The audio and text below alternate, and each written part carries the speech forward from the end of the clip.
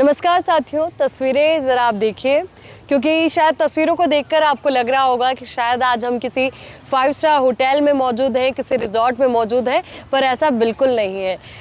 क्योंकि साथ में हमारे साथ कुंवर हरिश्चंद्र जी हैं और इनकी वेशभूषा से आप अंदाज़ा लगा पाएंगे कि राजस्थान की इसी धरा पर हम लोग मौजूद हैं और एक बहुत ही पवित्र धरा माजिसा माँ के मंदिर का प्रांगण ये है। और तस्वीरें जो हैं वो ऐसा अनुभव कराती हैं कि राजस्थान की जो विरासत है, जिस भव्यता, जिस दिव्यता के लिए जानी जाती है, उसको आपने पूरी तरीके से इस ज़मीन पर उकेरा है। मैं सबसे पहले यहाँ के जो मंदिर प्रांगण के विकास से लेकर के जो आपने लोगों के लिए व्यवस्थाएं की है, दर्शनार्थियों के लिए रहने के लिए, भोजन के लिए, उसके बारे में जानना चाहूँगी, कहाँ से ये शुरुआत हुई? देखिए, शुरुआत तो माँ की कृपा से हुई और ये जो भी आपके सामने एक भक्तों की आस्था का एक प्रतीक है, जो माँ के भक्तों ने उनके श्रद्धा सुमन से जो भेंट माँ को करे, उन्हीं से जो आज उन्हीं के लिए ये सारी व्यवस्थाएं यहाँ पे माँ की कृपा से, और माँ का एक तरह से सबसे बड़ा पर्चा भी है। और जैसे बोलते हैं कि प्रत्यक्ष को प्रमाण नहीं चाहिए, आपके सामने मौजूद है, तो ये माँ का एक बहुत बड़ा पर्चा है जिसको हम अनुभव कर रहे हैं।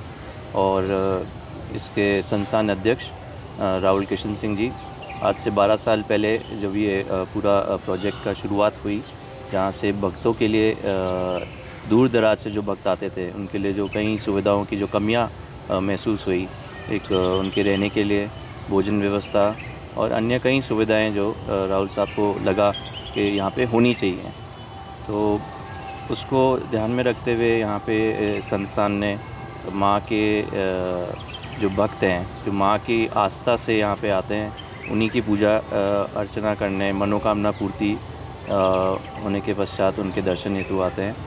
तो संस्थान ने माँ की कृपा से जो ये एक डेवलपमेंट का एक संकल्प लिया, ये 12 साल के बाद पूर्ण पिछले वर्ष इस पूरे परिसर का लोकार्पण जोधपुर दरबार द्वारा कराया गया था। जोधपुर दरबार के द्वारा लोकार्पण किया गया, यानी कि लोगों को समर्पित किया गया। पर जब भी कोई इस तरीके का इनिशिएटिव लिया जाता है, एक बड़ा कदम जरूर होता है। माता रानी की कृपा है और माता का चमत्कार है, उन्होंने अपना स्थान खुद चुना और उसके बाद इस पूरे मंदिर प्रांगण के साथ साथ हम देख पा रहे हैं कि इतने बड़े, जितने श्रद्धालुओं के लिए एक बड़ी संख्या में रहने की, खाने की व्यवस्था। तो सबसे पहले आपसे यही समझना चाहूँगी कि जब शुरुआत हुई थी, शुरुआती दिनों में ये मंदिर प्रांगण कैसा दिखता था और फिर जो ख्याल आया उसको कैसे आपने साकार किया, किसकी भूमिका अहम रही? तो मंदिर प्रांगण जो वर्तमान में अभी जहाँ मंदिर स्थित है, वहीं पे माँ का एक थान होता था और मंदिर का निर्माण उसी जगह हुआ जहाँ मंदिर का दाह संस्कार, माता जी का, जहाँ पे रानी साहब भटियाई साहब का दाह संस्कार हुआ था। और वहीं पे सबसे पहला पर्चा जो है, जो खेजड़ी का पेड़ है, वो आज से लगभग 300 साल पुराना खेजड़ी का पेड़ आज भी वहाँ पे स्थित है। तो वो सबसे बड़ा पर्चा जो प्रतीक, एक्चुअल मंदिर तो वो पेड़ है, और उस पेड़ के ही सराउंडिंग में फिर मंदिर का निर्माण हुआ।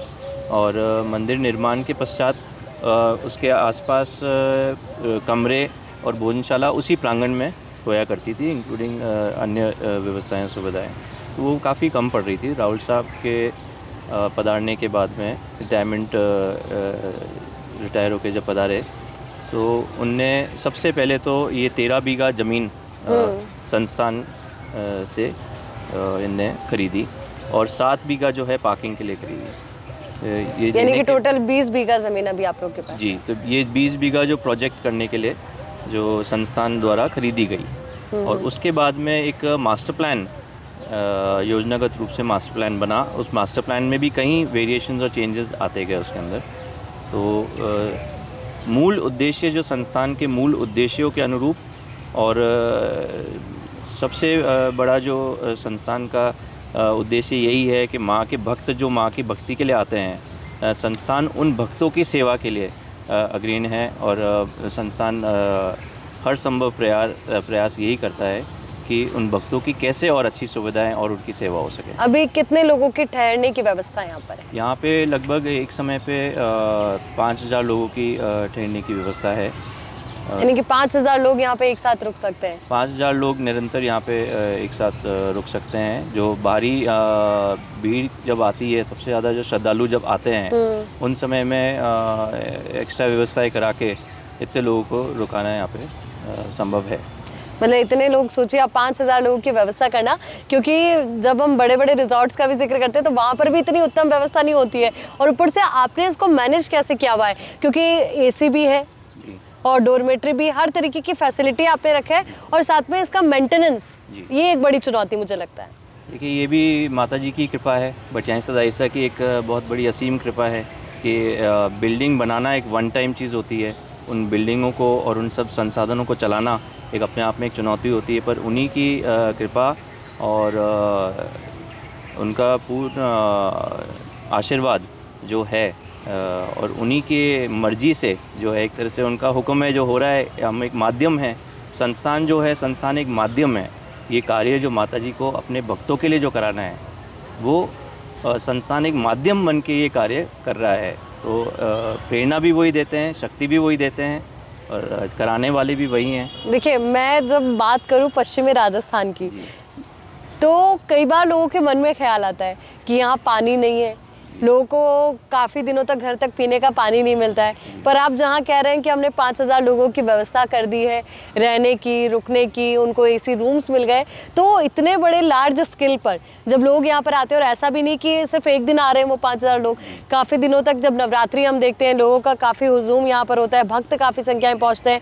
कल तेरस का खास दिन है, तेरस पे भी भक्त बहुत बड़ी संख्या में यहाँ पर पहुँचते हैं। तो मतलब तब आप लोग ये पानी की व्यवस्था कैसे करते हैं, और लोगों को साफ शुद्ध स्वच्छ पेयजल कैसे मिले? ये पानी की व्यवस्था हमारे एक सेंट्रलाइज आरओ प्लांट है, और उसी के अंदर एक इंटीग्रेटेड चिलर प्लांट भी है, और सेंट्रलाइज वाटर मैनेजमेंट सिस्टम है। तो अलग अलग प्याऊ हमारे कॉम्प्लेक्स में सब जगह स्थित हैं, इंक्लूडिंग मंदिर परिसर में।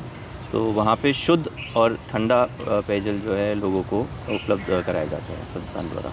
मान के चले इसके पीछे भी माता रानी की कोई कृपा है कि आप लोग सब तक पानी पहुंचा पा रहे हैं, क्योंकि ये एक ऐसी धरा है, क्योंकि कई बार मैंने सुना भी है, जिक्र भी किया है, कई बार इस मुद्दे को उठाया भी गया है, पर आप इतने लोगों की व्यवस्था कर देते हैं, क्योंकि खाना सेकेंडरी हो सकते हैं पर पानी हमेशा प्राइमरी रहा जी, है। पानी और पानी के प्रति पूरा ध्यान रखते हुए हमारा जल संग्रहण जो योजना है, तो बरसाती पानी को पूरा ही जो कलेक्ट भी करते हैं हम, ग्रेन वाटर हार्वेस्टिंग भी कर रहे हैं, रिचार्ज भी कर रहे हैं ग्राउंड वाटर को, और उसके साथ साथ एक सुवेज ट्रीटमेंट प्लांट भी है जो 100 KLD का है। उसी के पानी दूषित पानी को वापस से ट्रीट करके सारे जितने भी वृक्ष हैं यहाँ पे, उनके अंदर भी उपयोग लिया जाता है।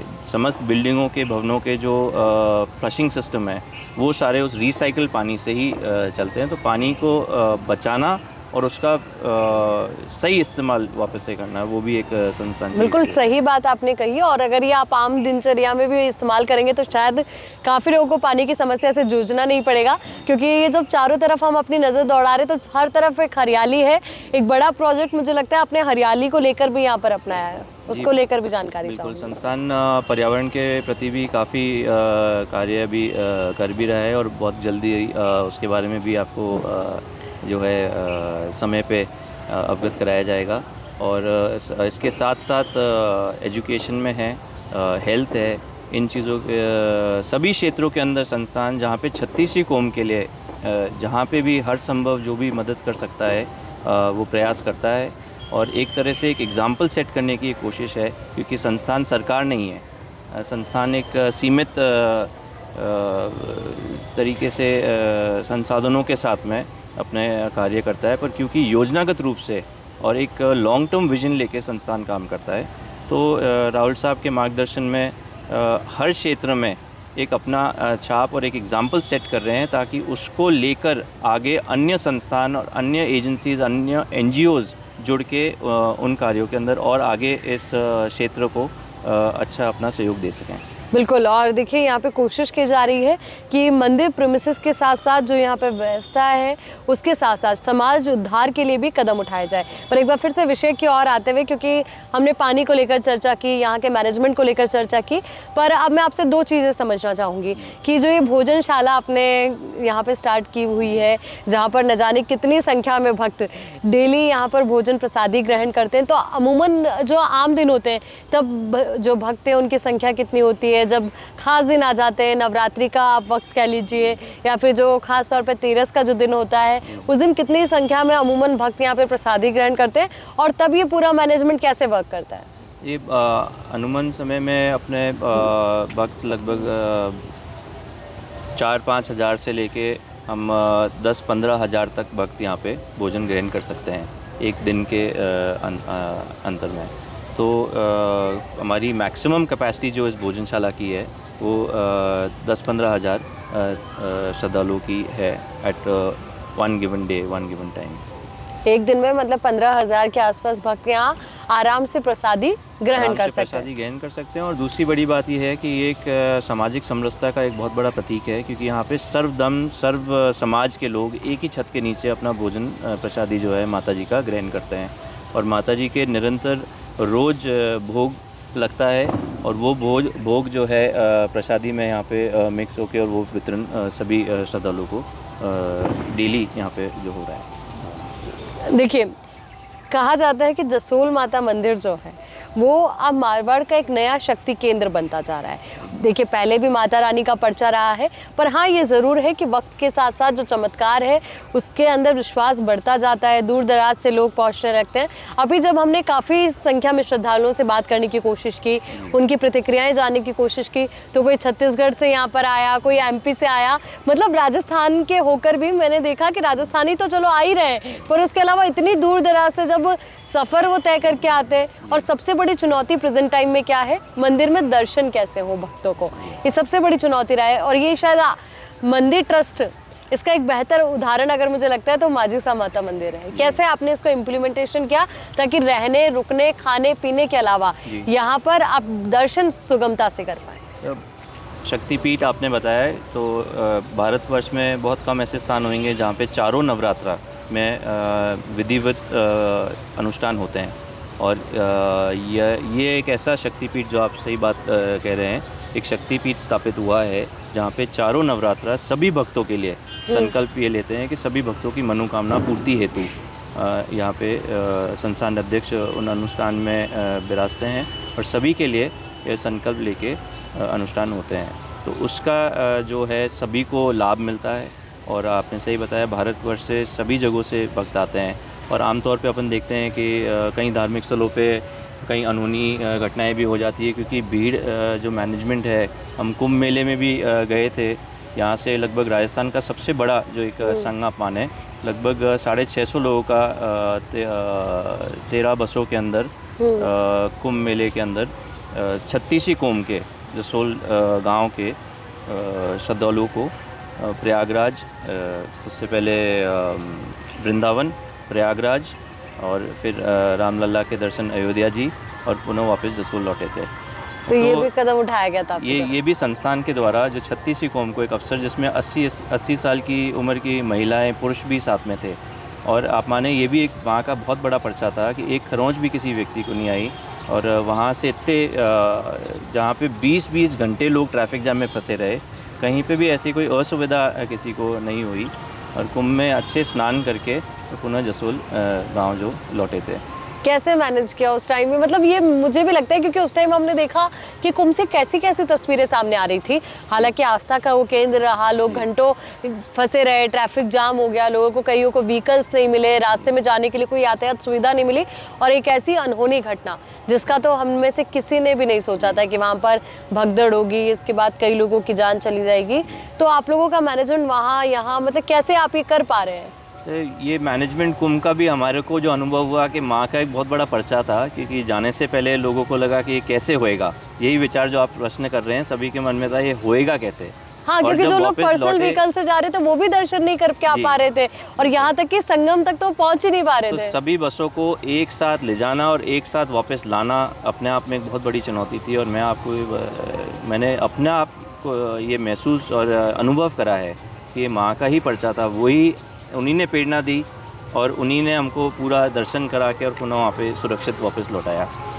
मंदिर ट्रस्ट के होराइजन की अगर हम बात करें या पाइपलाइन की हम बात करें, तो अभी किस किस क्षेत्र में और आप कदम उठा रहे हैं? क्योंकि मंदिर प्रांगण देखकर सब समझ पा रहे हैं कि कितना बेहतर ट्रस्ट काम कर रहा है। और एक बात आपने ऑफ द कैमरा भी कही थी, भक्तों के द्वारा भक्तों के लिए, यानी कि जितना भी दान चढ़ावा जो भी आ रहा है वो साफ तौर पर नजर आ रहा है कि भक्तों को ही समर्पित कर दिया जा रहा है। तो ये जो भक्तों के द्वारा जो यहाँ पे उनके श्रद्धा सुमन से माता जी को जो भी भेंट होता है, वही उन्हीं के लिए यहाँ पे उनकी व्यवस्थाएं हैं। और उन्हीं के लिए 36 कोम के लिए यहाँ पे जो व्यवस्थाएं बन रही हैं। और सिक्योरिटी की दृष्टि से आप जो पहले आप प्रश्न करवा रहे थे, मंदिर के अंदर इस प्रकार की टेक्नोलॉजीज़ और हर प्रकार की जो सिस्टम्स लागू करे हैं ताकि एक भक्तों को बिल्कुल आसानी से माता जी के दर्शन हों। और सबसे बड़ी बात यह है कि यहाँ पे जो धार्मिक सबसे एक नया जो अभी देखने को मिल रहा है, जो दुर्भाग्यपूर्ण है, कि धर्म का एक व्यापारीकरण या एक कमर्शलाइजेशन ऑफ रिलीजन। यहाँ पे एक प्रयास संस्थान द्वारा ये भी करा जा रहा है कि डी कमर्शलाइजेशन ऑफ रिलीजन का एक कैसे एक एग्ज़ाम्पल सेट हो, जो यहाँ पे कई प्रयासों के बाद संस्थान के सभी सदस्यों के सहयोग से उस एग्ज़ाम्पल को हम सेट करने में एक तरह से हम कह सकते हैं कि कामयाब भी रहे हैं हम, क्योंकि इस मंदिर में प्रांगण में आने के बाद में ना आपसे कोई कुछ मांगता है, ना आपको कोई कुछ बेच रहा है। तो आपका ध्यान ताकि पूर्ण रूप से माता जी पे ही रहे, आप शांति से उनके दर्शन करें और उनको अपने आपको जो भी मनोकामना है उनसे आप कर सकें बिना कोई विघ्न के। तो उसको देखते हुए हमने जो भक्तों को सेंटर पॉइंट रखते हुए कि उन भक्तों की हम और कैसे सुविधाएं उनकी सेवा कर सकें जो माता जी तक वो शांति से पहुंच सके, इसीलिए जितने भी सिस्टम्स हैं कि वो शांति से बिल्कुल ही इजी वे में बिना परेशान हुए वो अपना दर्शन करें। और उसके साथ साथ पीछे एक बहुत बड़ी सिक्योरिटी व्यवस्था है जिसके साथ में हम टेक्नोलॉजी, आर्टिफिशियल इंटेलिजेंस है, सीसीटीवी कैमरा मॉनिटरिंग है। राजस्थान का एक one of the largest CCTV systems हमारे संस्थान में है जो निरंतर भक्तों की सिक्योरिटी को मॉनिटर करते हैं। और उस क्राउड जितने भी भक्त आते हैं यहाँ पे उनके भीड़ निरंतर को भी ध्यान रखते हुए उसको मैनेजमेंट पूरा करते हैं, कहाँ से लोगों को रोकना है, कहाँ से लोगों को वापस से पुनः निकालना है। और हमारे कई प्रोटोकॉल्स हैं, कई SOPs जो है हमने बना के यहाँ पे रखे हैं कि हर स्थिति के अंदर कैसे उसका मैनेजमेंट करना है। एक बेहतरीन पहल भी है और एक बेहतरीन पहल का उदाहरण भी है। अपनी बात को समाप्त करते हुए चाहूँगी कि आप एक मैसेज, एक संदेश तमाम उन भक्तों तक पहुँचाएं जो माजिसा माँ के भक्त हैं, श्री रानी भटियानी जी के भक्त हैं और यहाँ पर मंदिर दर्शनों के लिए आते हैं। कोई खूबसूरत संदेश आपकी तरफ से उन तमाम आम भक्तों के लिए। जी बिल्कुल, आप सभी जो अपनी मनोकामना माता जी तक लेके पधारें, आप स्वयं माता जी को ही आप जो अपना जो भी आपको मांगना है माँ से मांगे। आपका सभी को एक अनुरोध है कि किसी को माध्यम नहीं बनाएं, आपको जो मांगना है माँ से मांगे, देने वाली माँ है। तो हमको किसी को भी माध्यम नहीं बनाना है, किसी की हमको माध्यम बनाने की आवश्यकता नहीं है। और माँ ने आपके लिए इतनी सुंदर व्यवस्था यहाँ पे कर रखी है। मैंने आप पहले भी जैसे बात कर रहे थे, हम ये बात रखी थी कि जो प्रत्यक्ष माँ का सबसे बड़ा पर्चा, माँ का ये जो दरबार यहाँ पे माँ ने खड़ा करवाया है, एक निमित्त मात्र संस्थान राहुल किशन सिंह जी के अध्यक्षता में सभी ट्रस्टीगण, मैनेजमेंट कमेटीगण, हमारे संस्थान कर्मचारी, आप सब भक्तों की सेवा में समर्पित हैं। और आपके लिए यहाँ पे जितनी भी ये सुविधाएं जो आज उपलब्ध कराई है, आप ज़रूर इन सुविधाओं का लाभ लेवें। और आप जहाँ से भी पधारें, आपके उस एरिया में भी लोगों को इन समस्त सुविधाएं और इनके बारे में आप ज़रूर अवगत करावें। और हमारा यही मंगल कामना और आशा है समिति पूरे ट्रस्ट की ओर से कि आपकी संपूर्ण मनोकामनाएं माँ आपकी पूर्ण करे। तो आप सभी यहाँ पे पधारें और अपने दर्शन लाभ ले रहे। आप सबको बहुत बहुत शुभकामनाएं। आने वाले नवरात्रा में भी आपके लिए संपूर्ण सुविधाएं और व्यवस्थाएं यहाँ पे उपलब्ध रहेगी। जय माई सारी। बहुत बहुत शुक्रिया आपका, अपने इतने बिजी स्केड्यूल में से कीमती समय इन तमाम भक्तों के लिए मैं कहना चाहूँगी देने के लिए, ताकि उनको पता चल सके कि मंदिर प्रांगण में सिर्फ दर्शन मात्र की व्यवस्थाएं आपके लिए सुगम नहीं है, अपितु यहाँ पर वो तमाम व्यवस्थाएं हैं जहाँ पर आप हज़ारों की संख्या में रुक सकते हैं, भोजन प्रसादी ग्रहण कर सकते हैं और आपके मन को वो सुकून यहाँ से मिलेगा, क्योंकि ये वो धरा है जहाँ के कण कण में आपको दिव्यता और भव्यता महसूस होगी। एक बार फिर से यही दुआ करते हुए कि माता रानी आपकी सभी मनोकामनाएं पूर्ण करें, अभी आपसे विदा लेते हैं और आशा करते हैं कि जब भी आप यहाँ पर दर्शनों के लिए आएँ, दर्शन लाभ के साथ साथ एक बार इन व्यवस्थाओं को ज़रूर देखें और अपने मन में वो प्रसन्नता का भाव ज़रूर महसूस करें। बहुत बहुत शुक्रिया।